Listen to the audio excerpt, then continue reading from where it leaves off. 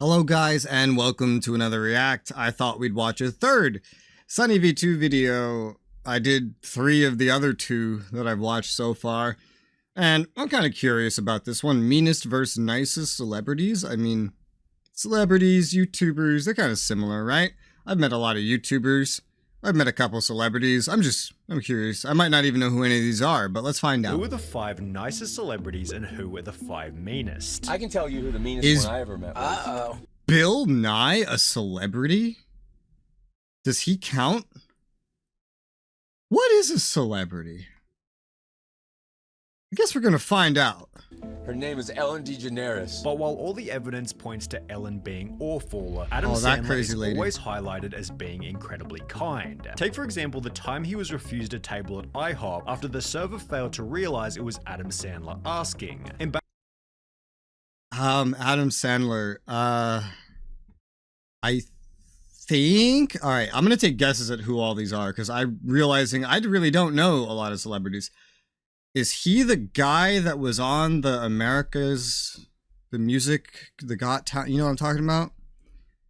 Is he one of those guys? Barris, the server, shared the CCTV to TikTok, prompting Adam Sandler to meet with the waitress personally, while joking about the rejection by stating, "For the record, I only left the IHOP because the nice woman told me the all-you-can-eat deal didn't apply to the milkshakes," although fans were impressed for a slightly different reason. It's very humble of him to not assert that he's a celebrity and ask for special treatment. He acted just like a regular customer and didn't challenge anyone. I respect him for that.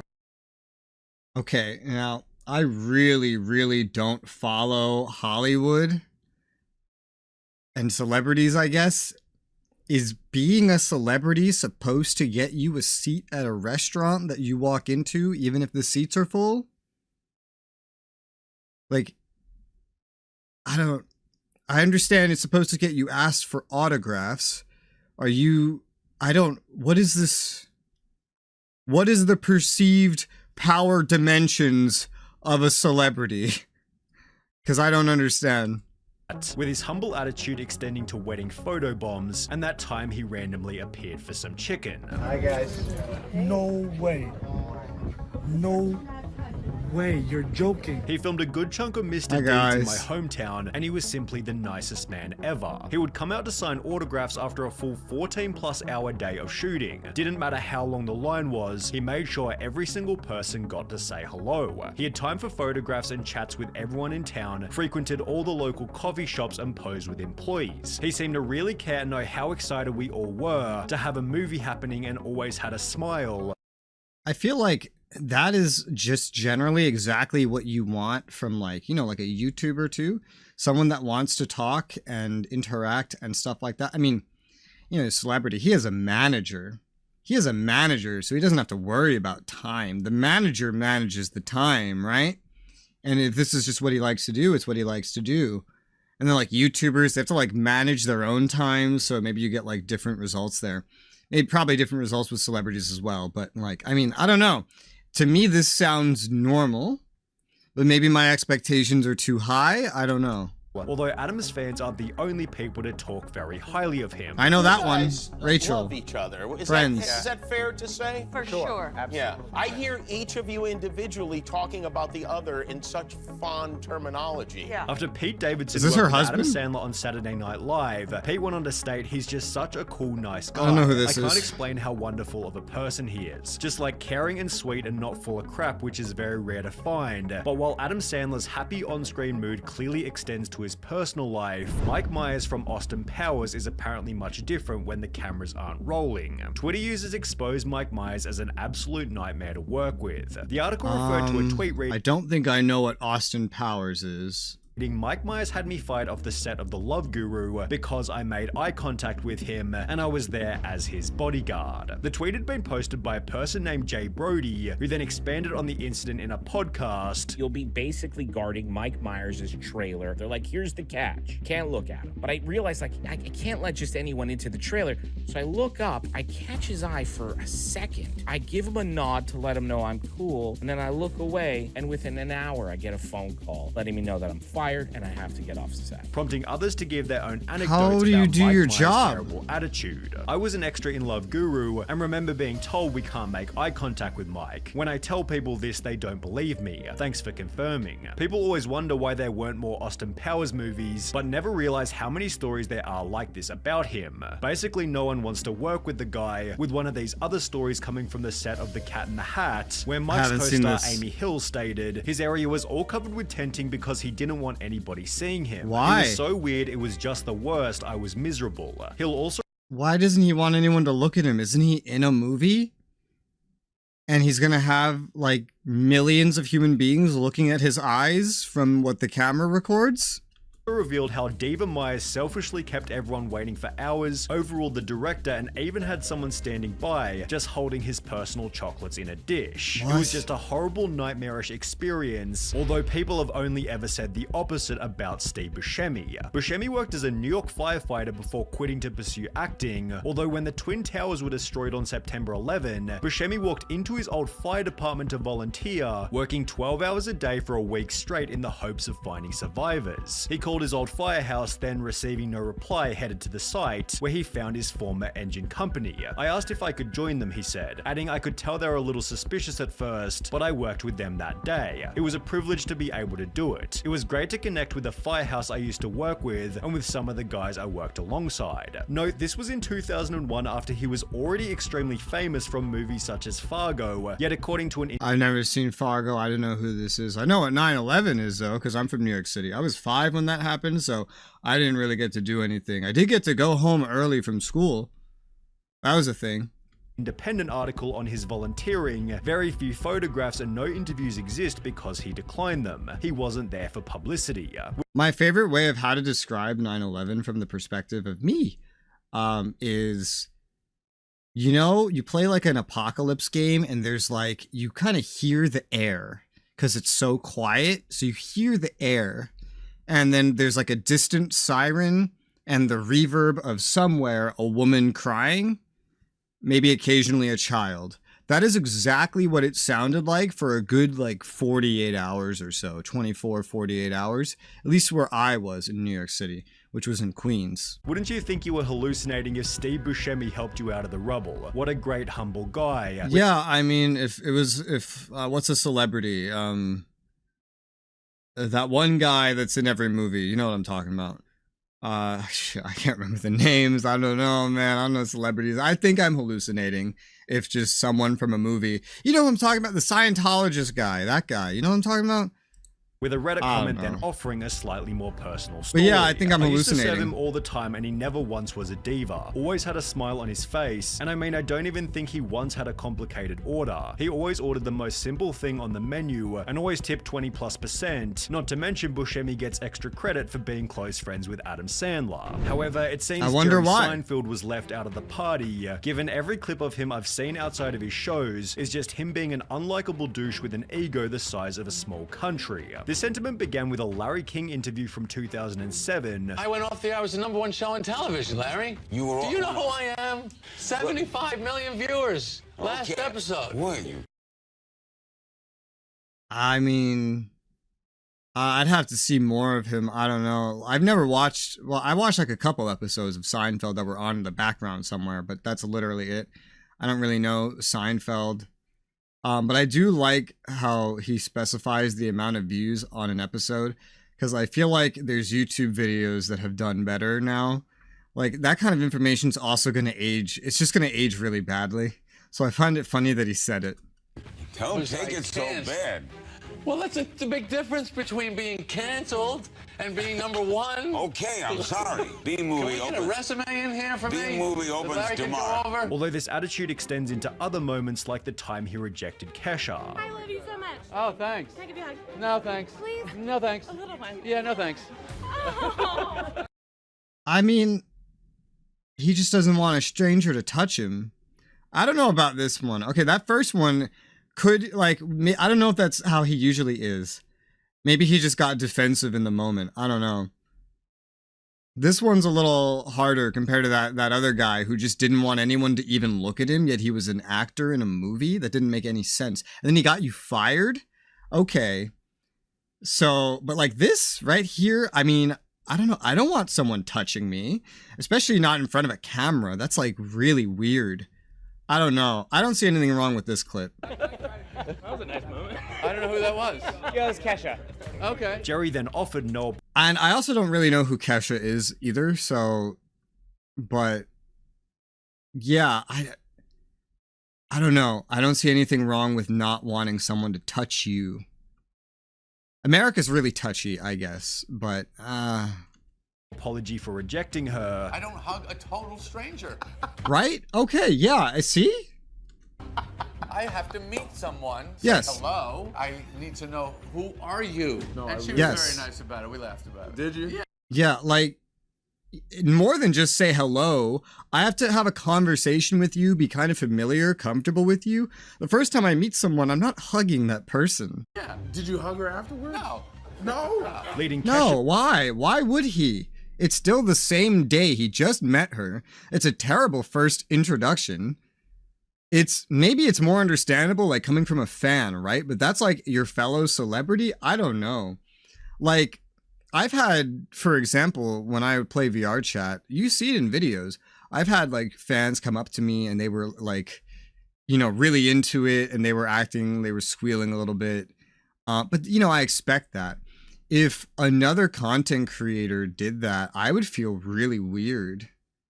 Cause I don't know, like I would feel like I'm being manipulated, especially if there's cameras on. I don't know. That would be really uncomfortable. I don't see anything wrong with this except for maybe that first thing where he was saying he was number one. Was he number one? I don't know. Then maybe he has it right. That's the only one I'm skeptical about. to change her mind about him for pretty obvious reasons. What happened with Jerry Seinfeld? Oh my God. Are you friends with him? I am not. Okay, we're good. It was like the saddest moment of my life. Jerry also has a reputation for destroying the paparazzi. The worst place, like you bomb. I'm sure comics go through all the time. Another very weak question. And after Lady Gaga was moved to his luxury basketball box for acting rudely at a game, he had this to say. This woman's a jerk. I hate her. I can't believe they put her in my box, which I paid for. This is what you give people the finger and you get upgraded? Is that the world we're living in now? Hysterical. I love him. Jerry Seinfeld's meanness definitely has a charisma to it. Isn't Lady Gaga known for being obnoxious? Again, whenever I heard of Lady Gaga, I like, oh, she posted a video where she was naked in the music video. You could see her vagina. Like, these are real quotes that I had said to me about Lady Gaga. This is my only impression of her. So I don't know. I'm not like defending him because I don't know him. I haven't watched his show, but none of this seems like anything a normal person wouldn't do or say, you know? And if it's something that he paid for and then she was put in, like, that's weird. I don't know. Like, so far, I don't see anything wrong with this one. However, if you're wanting a more humble type of charisma, then we new have person. to talk about... So far, I mean, like, these good ones are good. Like, this Adam Sandler, he was good. I understand this bad one with this guy, the Myers guy. And then the other good one, yeah, the firefighter. That was all great. I don't understand this one. Maybe there's context I'm missing or what, but I don't know. Post Malone. I just don't understand. Compilations dedicated to him treating other people kindly, there are almost too many wholesome moments to choose from. Did you draw this? This is awesome. I love you too. Thank you. Cool hat. There was that I don't know time who he this went out is. of his way to greet a 21-year-old having his first beer, or that time he gave his $5,000 guitar to a fan after a concert. You want a guitar? Yes. It's like a $5,000 guitar, so you have to promise me. You gotta promise me that you're gonna take care of it and play it. Okay? Okay? Post Malone treats paparazzi in the opposite way to Jerry. I wouldn't trust the crowd to give a random person that while in the crowd. I'd say, hey, let them backstage, you know? Like, what if they get attacked? I don't know. Like,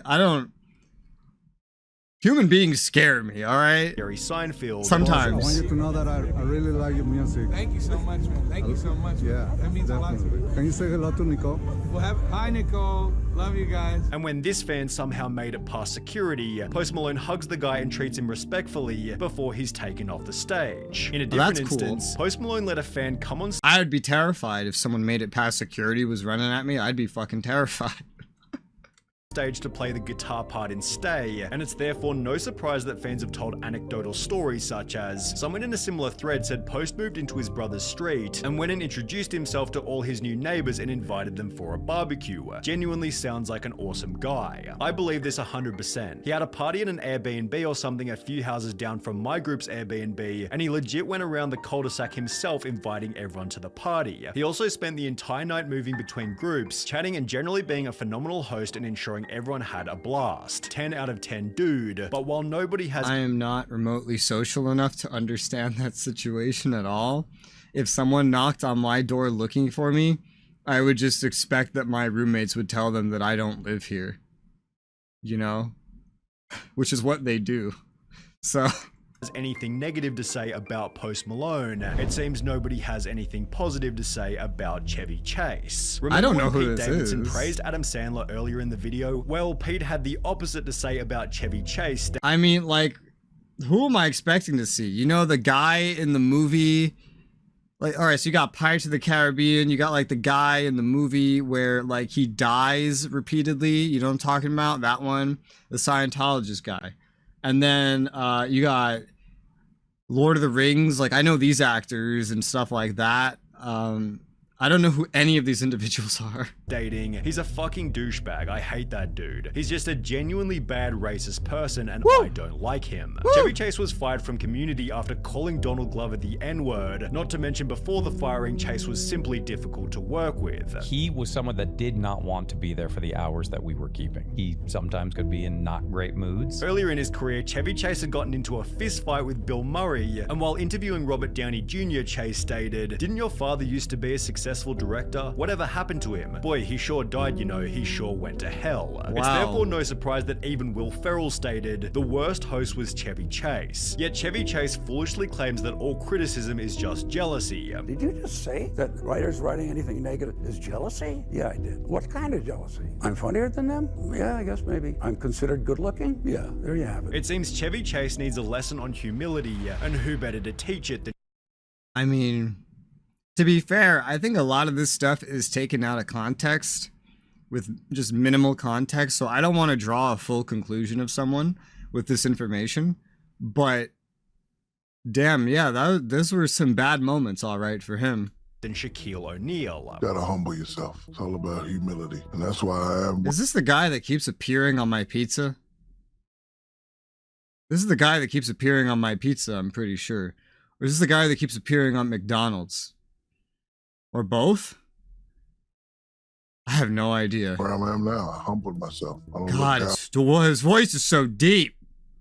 down on people because they're lesser. Back in 2011, Shaq had hit rock bottom. He'd retired from basketball, divorced from his wife, and had no idea where his life was going next. I was lost. 76,000 square foot house by yourself. No kids. Go to the gym. Nobody's playing in the gym. You go to their room. Nobody's there. It was during this period that Shaq's mum Lucille gave him some advice. And then the queen, Dr. Lucille O'Neal, said, "Hey man, I don't know you no more. You need to humble yourself." And when mama talks, a true man listens. After which Shaq began working on becoming a better person. He'd state, "The day I killed the narcissist Shaq is the day my kids text me, 'Hey daddy, I miss you.' Bro, when I got one of those texts, man, I actually cried then. I didn't know what to say. After I got that love from them, I said, you know what, I'm not gonna be the asshole Shaq no more. Because I was an asshole and I lost everything." So he was like one of the bad ones and then he becomes good? The day I released all that me, Shaq is the day the blessings opened up. As a result, Shaq's been trying to create a fairly unique legacy. Talk about legacies.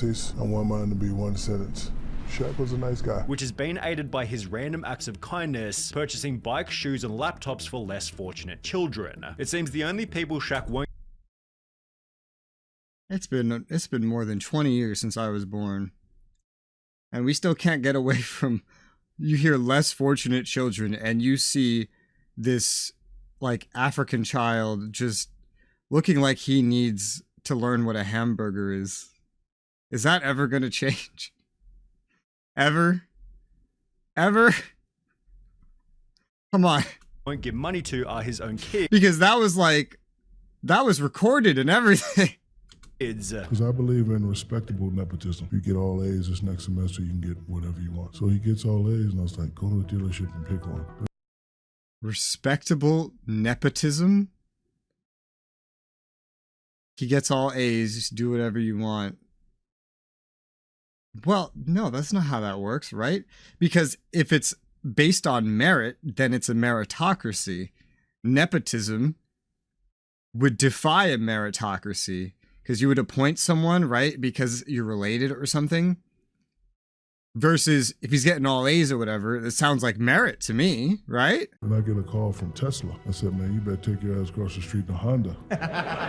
But while Shaq is an obvious choice as a nice celebrity, someone you might not expect to be rude is Bill Nye the Science Guy. Of course he is.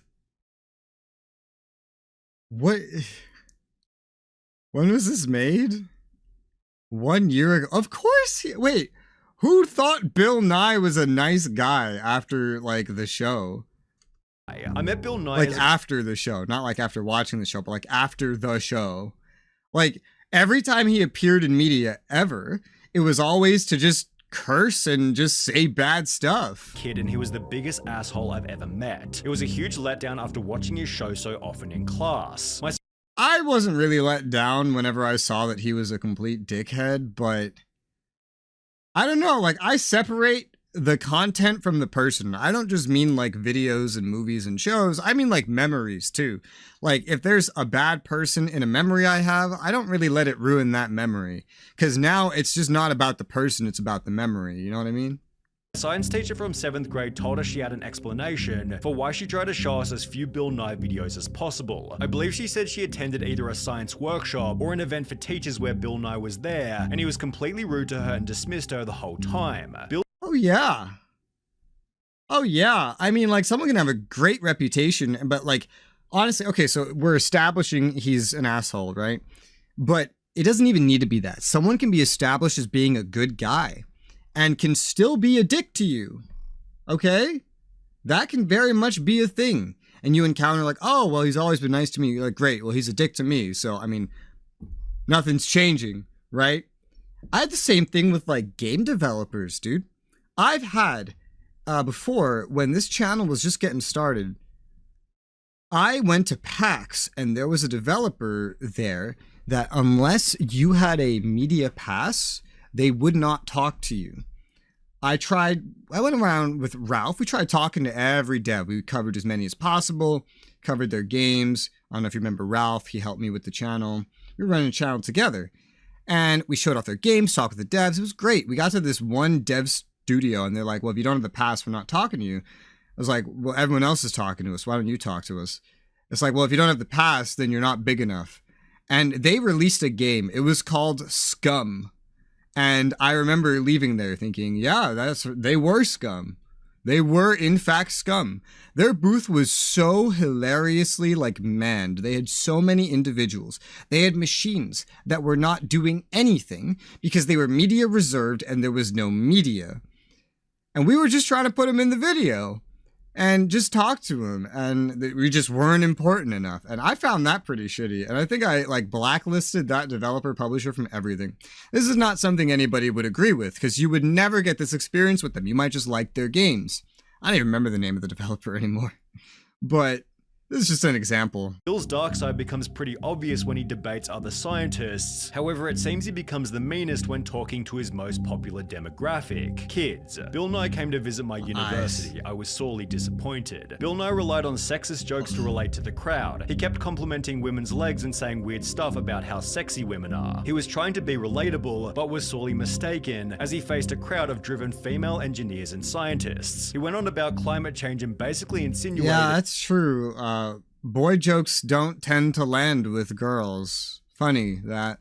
that we could be the policy changers while the real scientists did the real work. I couldn't believe how much my views of him were falling apart as I watched him pander to students he clearly didn't care about. I later heard that he wouldn't speak with students, only professors, with this anecdote following the very common theme of Bill Nye was my hero until I heard him talk. Although thankfully Keanu Reeves is the perfect balance between good and evil. While filming the second two Matrix movies, Keanu Reeves chose to give up $75 million worth of his movie earnings, instead redirecting the money to the special effects team who he said deserved it more. Even then, this might not have been his most charitable act whilst filming, as a If that is like anything less than 90% of what he made anyway, it's like, oh, well, I'm just glad he did it, I guess, right? Because if you have that much money, then money doesn't really mean anything anymore, right?